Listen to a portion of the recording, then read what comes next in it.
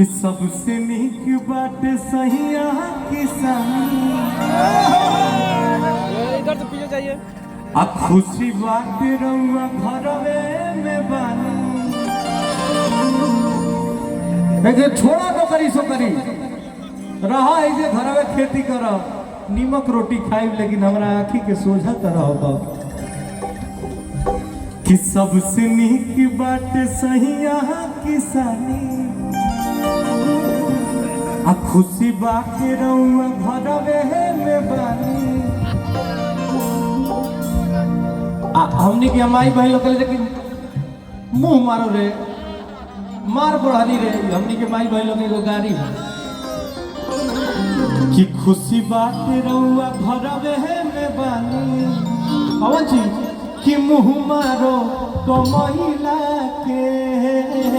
ए जी बहारा में गईला के मुंह मारो कमैला के ए जी बहारा में गईला के सबसे नीक बात सहिया किसानी खुशी बाटे रउआ घरवे में बानी सबसे नीक बात सहिया किसानी खुशी बाटे रउआ घरवे में बानी मुंह मारो कमैला के ए जी बहारा में गईला के मुंह मारो कमैला के ए जी बहारा में गईला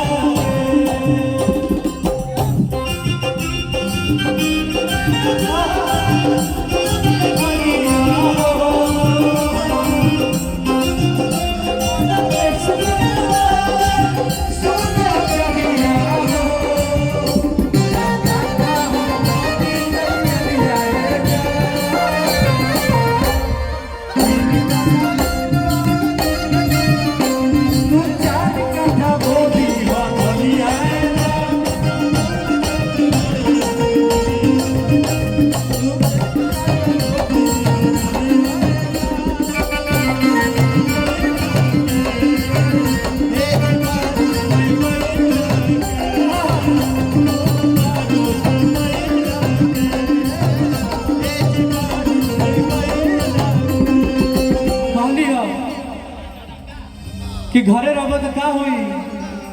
कि महल से नीक बाटे टूटा ही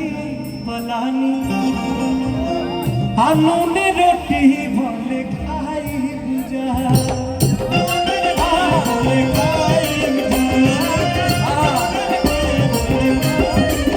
महल से नीक बाटे टूटा ही पलानी नूने रोटी भले खाई बुझा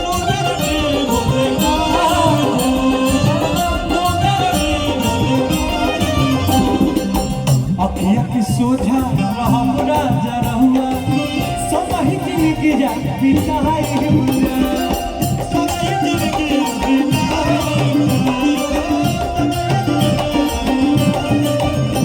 और देशवा में होला परेशानी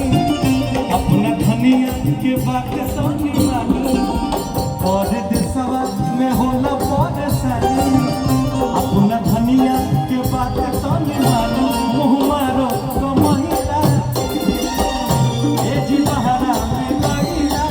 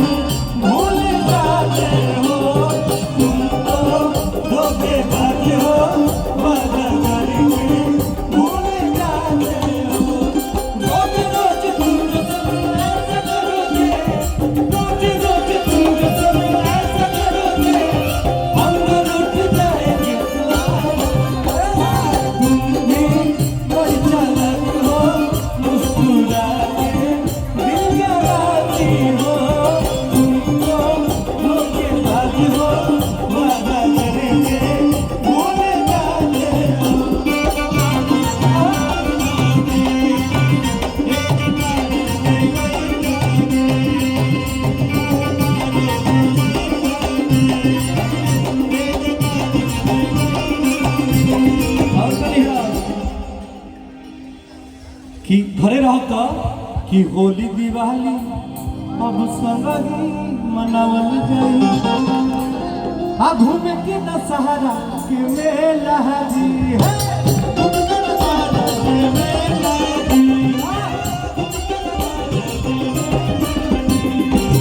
खेती बाड़ी के जिम्मेदारी भारी बाबूजी बोले